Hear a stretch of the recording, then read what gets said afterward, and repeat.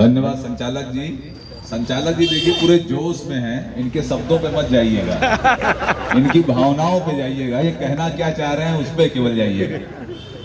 आज इस विरोध सभा की अध्यक्षता कर रहे हैं सम्मानित अध्यक्ष जी, सभा में उपस्थित हम सबके मार्गदर्शक आदरणीय एससी सिंह साहब, इस सभागार में इस सभा में उपस्थित हमारे लेसा के, ट्रांसमिशन के और मध्यांचल के पदाधिकारीगण, तकनीकी कर्मचारी एकता संघ के पदाधिकारीगण एवं क्रांतिकारी साथियों, सबसे पहले तो मैं आप सभी का बहुत बहुत इस्तकबाल और धन्यवाद करना चाहता हूं कि कल हम लोग यहां पर आए थे और इस बात का आपसे आह्वान किया था कि सब लोग एक एक लोगों को और लेकर के आएंगे।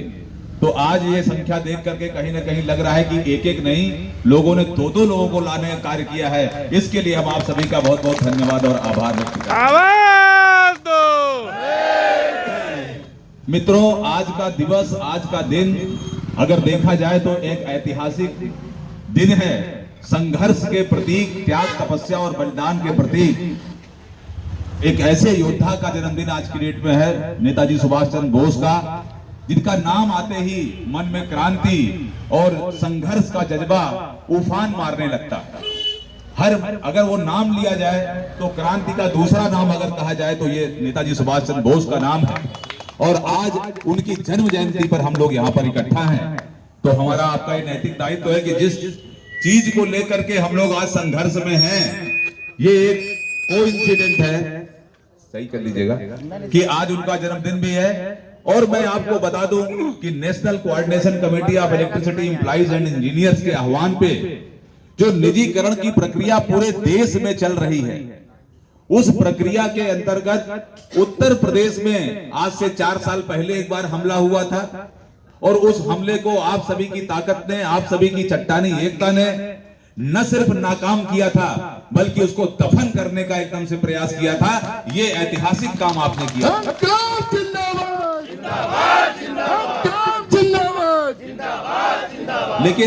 लेकिन वो फिर से अनुकूल परिस्थितियां आई और जिस बीज को, जिस चीज को, भस्मासुर को आपने नीचे गाड़ा था, वो फिर आज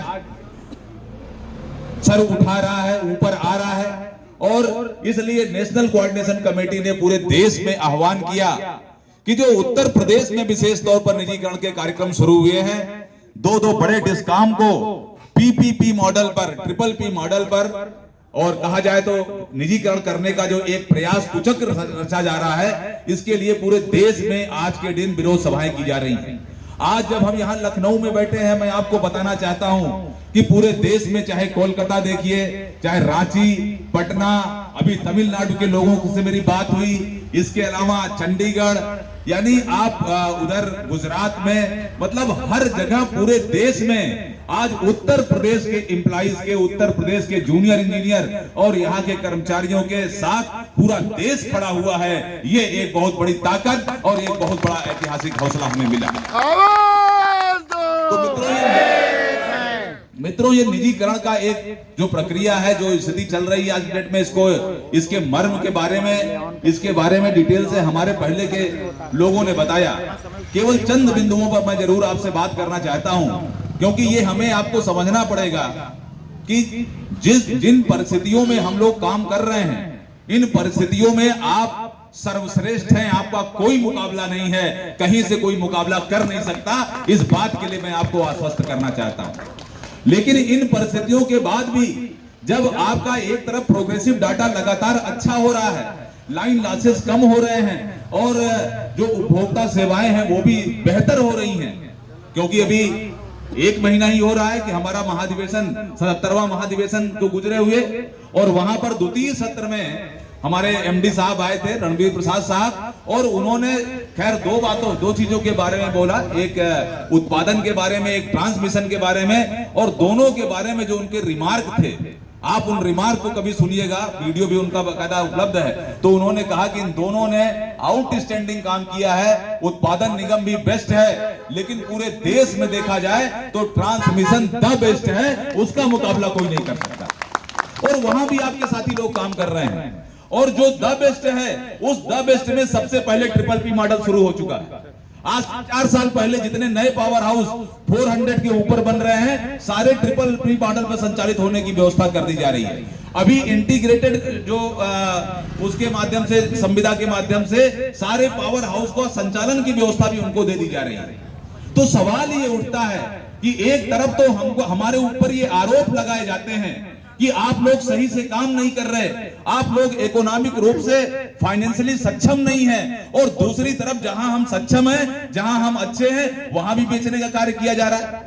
कल भी हमने अपने उद्बोधन में ये बात कही थी कि कहीं ना कहीं हमें ऐसा प्रतीत होता है कि यद्यपि यहाँ का ऊर्जा प्रबंधन ये बात कहता है कि भाई 40,000 करोड़ रुपए का घाटा हो रहा है, और कोई भी सरकार इसको बहुत लंबे समय तक वहन नहीं कर सकती। आज 40,000 का है, कल 50,000 का होगा, परसों 65,000 का होगा, लेकिन ये केवल आंकड़ों की बाजीगरी है, इसके अलावा कुछ नहीं है। अगर इसके अंदर में जाइए तो अगर हम 40 करोड़ के घाटे को अगर 40 करोड़ के फायदे में कर दें तो क्या ये कह सकते हैं कि हम निजीकरण नहीं करेंगे? और अगर ऐसा ये कहने में सक्षम होते और तो आप देखिएगा कि जो मैंने कल भी इस बात को बताया था कि चंडीगढ़ जो डिस्कॉम आज बाकायदा फायदे में है, उसको भी निजी क्षेत्र में देने का कार्य किया जा रहा है। तो मेरे मित्रों, मेरा केवल ये कहना है कि सरकार की पॉलिसी को हमें समझना है, सरकार की नीति को हमें समझना है, और उपभोक्ता की इच्छाओं और आकांक्षाओं को हमें समझना है, और उसके साथ साथ अपनी इफिशियंसी की जो तुलना है, जो हमारी कॉम्पिटेंसी है, ये प्राइवेट से एड पार हो, उससे आगे चले, इसके लिए भी हमें संघर्ष करना है और आगे चलना है। कहीं ना कहीं चंडीगढ़ के निजीकरण के प्रयास ने इस बात के लिए बाकायदा एकदम बेनकाब कर दिया है सरकार की पॉलिसी कि घाटे और मुनाफे से इसका कोई फायदा नहीं है। इसका फायदा अगर कहीं है तो पूंजीपतियों को लाभ पहुंचाने के लिए मनमाने इनको देने का वादा है, और कुछ और। मैं मित्रों बता दूं, अभी हमसे पहले के वक्ता ये बात कह रहे थे, बड़ी अच्छी बात उन्होंने कही कि निश्चित तौर पर इस चीज को क्यों, ऊर्जा को पर क्यों तुले हुए हैं पूंजीपति।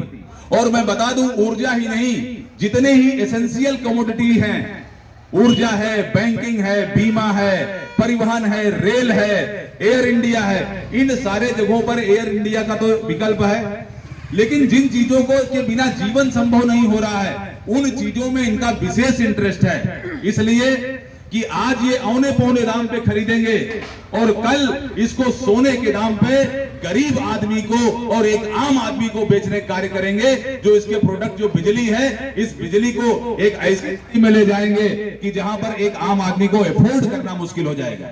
यहाँ के किसानों को, यहाँ के नौजवानों को, यहाँ के आम व्यापारियों, मध्यम व्यापारियों को अफोर्ड करना मुश्किल हो जाएगा। ये स्थिति ये ला देंगे, और ये कोई काल्पनिक बात हम नहीं कर रहे हैं। कल ही आपने अखबार में पढ़ा होगा और ये देखा होगा कि अब एक डायनेमिक प्राइसिंग लाने की व्यवस्था की जा रही है, और डायनेमिक प्राइसिंग में ये व्यवस्था रहेगी कि जितनी डिमांड जिस समय होगी उसी के अनुसार टैरिफ का निर्धारण होगा। यद्यपि आज मैंने जब नियामक आयोग के जिम्मेदार अधिकारियों से इस मामले में बात की तो उन्होंने कहा कि नहीं नहीं, अभी तो हम ऐसा कुछ नहीं करने जा रहे, अभी केवल हम ऐसा चंद जो इंडस्ट्रीज हैं या इनके लिए करने जा रहे हैं। लेकिन मैं आपको बता दूं कि जिन जगहों पर निजी क्षेत्र में बिजली की व्यवस्था सौंप दी गई है, उन जगहों पर ये वाली प्राइसिंग की व्यवस्था भी कर दी गई कि जिस समय अवेलेबिलिटी है उस समय सस्ती मिलेगी, और जिस समय मालूम चला कि थोड़ा सा डिमांड बढ़ी हुई है उस समय आपको महंगा बिजली मिलेगी। और इसमें सारी व्यवस्था मीटरिंग में की जाएगी। और मीटरिंग की व्यवस्था कैसी होती है आप सब अच्छी तरीके से जानते हैं। एक तरफ तो सरकार और एक तरफ तो विभाग ये कहता है, ये गड़बड़ हो रहा है क्या? अच्छा, एक तरफ ये सरकार और ये व्यवस्था तो इस बात को कहती है कि चीजें सिंप्लीफाई होनी चाहिए। अगर कोई चीज खरीद रहे हैं या बेच रहे हैं तो वो बहुत जटिल प्रक्रिया नहीं होनी चाहिए, वो एक बहुत ही साधारण और बहुत ही सबको जानने वाली प्रक्रिया होनी चाहिए। और दूसरी तरफ आप क्या कह रहे हैं, ऐसी जटिल प्रक्रिया को ला दे रहे हैं कि इंजीनियर को ही समझना मुश्किल हो जा रहा है। तो ऐसे में जो हमारे आम आदमी हैं, जो पढ़े लिखे कम पढ़े लिखे लोग हैं, जो किसान हैं, जो कहते हैं कि छोटे व्यापारी हैं, मजदूर हैं, उनके तो ये सर के ऊपर से चला जाएगा, उनको समझ में नहीं आएगा।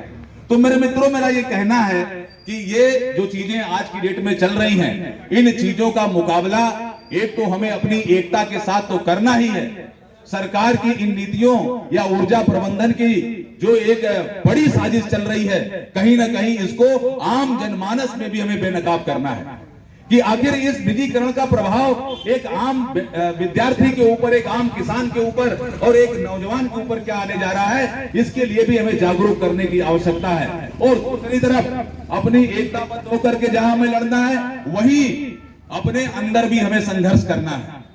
मैं इस बात को जरूर इस मंच के माध्यम से कहना चाहूंगा कि इस बार मामला एक तरफा नहीं है, इस बार मामला दो तरफा है। एक तरफ तो हम ऐसे ही कर्मी प्रबंधन से लड़ रहे हैं जिनमें सुधार के बावजूद वो निजीकरण करने की राह पे चल रहे हैं, लेकिन दूसरी तरफ ये चुनौती आपके लिए भी है, हमारे लिए भी है कि जिन सेवाओं में हम लगे हैं उन सेवाओं में अपना उत्कृष्ट योगदान प्रदान करें। और कोई उपभोक्ता आता है तो आपसे संतुष्ट होकर जाए, इस चीज के लिए भी हमें आपको आज संकल्पित होना पड़ेगा और इस दिशा में कार्य करना पड़ेगा। क्योंकि मित्रों, हमने ये भी देखा, प्रदेश में कई जगह हमने फीडबैक लिया, बहुत सारे लोगों से बातचीत की, और केवल बिजली कर्मियों से नहीं, जब उपभोक्ताओं से भी बात की। कल हमारे यहाँ पर लेसा के अध्यक्ष जी चंद्रशेखर जी एक बात कह रहे थे, बड़ी मार्मिक बात थी। उन्होंने ये कहा कि एक दिन 2-4 दिन पहले यहाँ पर जब ये धरना प्रदर्शन में आए तो एक रिक्शा वाले से पूछे, रिक्शा वाले ने इनसे कहा कि पिछले कई वर्षों से, शायद 7-8 वर्षों से उसने कनेक्शन लेना चाहा लेकिन कनेक्शन हो नहीं पाया। तो अगर ये कनेक्शन नहीं हो पाया तो ये हमारे आपके ऊपर भी प्रश्न चिन्ह लगता है कि हमारी आपकी कार्यशैली कैसी है। तो इस संघर्ष को भी हमें करना है और कहीं ना कहीं काम के प्रति हम एकदम समर्पित होकर के रहेंगे और अपने अधिकारों के प्रति भी जागरूक रहेंगे। जब हम अपने कार्यस्थल पर मजबूती के साथ और ईमानदारी के साथ काम करते हैं तो हमारा आत्मबल दुगना हो जाता है, और दुगना ही नहीं कई दुगना हो जाता है। और उसका मुकाबला ये भ्रष्ट लोग, प्रबंधन के भ्रष्ट लोग और सरकारें नहीं कर सकती हैं। जो अन्यायपूर्ण कार्य हो रहा है उसका आप प्रतिकार कर सकते हो, इस बात को आप गांठ बांध लीजिएगा। लेकिन अगर आपका अपना आत्मबल ही कमजोर है, आपने अंदर से ही कुछ गड़बड़ किया और फिर आकर के यहाँ खड़े हुए, तो वो बातें सही नहीं है। वो कहीं ना कहीं लड़ाई को कमजोर करेंगी, लड़ाई को आगे नहीं ले जाएंगे। तो आज नेताजी सुभाष चंद्र बोस जो इस देश के एक अभूतपूर्व क्रांतिकारी थे, जो हमारे सबके ट्रेड यूनियन मूवमेंट के और सब जगह के एक पथ प्रदर्शक के तौर पर आइकॉन के रूप में याद किए जाते हैं, उनकी जन्म जयंती पर हमें शपथ पूर्वक ये शपथ लेनी पड़ेगी कि अपने कार्यस्थल पर हम पूरा डट के ईमानदारी से, पारदर्शिता से कार्य करेंगे और अपने हो रहे अन्याय के खिलाफ, तुम मुझे खून दो मैं तुम्हें आजादी दूं, इस भावना के साथ संघर्ष करेंगे और इस निजीकरण के मामले को फिर से दफन करने का पूरा इंतजाम करेंगे। इस चीज के लिए आपको संकल्पित होना पड़ेगा मित्रों। दूसरी बात, जो चंद चीजें, आज एक और घटनाक्रम रहा कि जो 2 बड़े डिस्कामों को निजीकरण की प्रक्रिया के लिए जो प्री बिडिंग कंसल्टेंसी की एक कॉन्फ्रेंस होनी थी, कंसल्टेंट की कॉन्फ्रेंस होनी थी, आप सबका जो बहुत ही हर जगह जो आक्रोश था, पूरा हर जगह आक्रोशित थे और उसके लिए कहीं ना कहीं उनको भी सहमना पड़ा। और शक्ति भवन छोड़ के अज्ञात स्थान पर लोग जाकर के मीटिंग कर रहे हैं, तो अज्ञात स्थान हम लोग भी पता लगा लेंगे। अगर उत्तर प्रदेश के अंदर कहीं है तो उत्तर प्रदेश के अंदर आपको बैठने नहीं दिया जाएगा। और अब तो नेशनल कोऑर्डिनेशन कमेटी भी है हमारे साथ, तो अगर देश के अंदर भी अगर कोई षड्यंत्र करने का कार्य करेंगे तो देश के अंदर भी जहां आप करेंगे, हम लोग गांधीवादी तरीके से, लोकतांत्रिक तरीके से और न्याय पथ पे चलते हुए उसका विरोध करने का कार्य करेंगे। हम शांति से बैठेंगे नहीं मित्रों, बता दें। और ये बात आप समझ लीजिएगा कि आप न्याय के पथ पर हो, आप अपने परिवार और नौकरियों को बचाने के लिए, हमसे पहले के वक्ताओं ने ये बात कही कि बिजली का विभाग कोई चलचित्र निगम नहीं है कि यहाँ 4 दिन ना आए तो काम चल जाएगा, या कोई अन्य विभाग नहीं है कि यहाँ पर अगर चीजें नहीं अटेंड की गई तो भी चल जाएंगी। अरे यहाँ तो आदमी तलवार के धार पर चलते हुए नौकरी करता है। अगर 1 मिनट के लिए कहीं पर आपने ध्यान नहीं दिया, प्लस का माइनस में और माइनस का प्लस में हो गया, तो धूम धड़ाका के अलावा कुछ नहीं होता है। ब्रेकर में कहीं कोई प्रॉब्लम आ गई तो मालूम चला बहुत बड़ा डैमेज, जन हानि और धन हानि होती है। और उत्पादक में जब पूरा देश सोने के लिए चला जाता है रात में, तो आपके ही साथी शिफ्ट में जाकर के पाली का काम करते हैं और देश को रोशन करने का, प्रदेश को रोशन करने का काम करते हैं।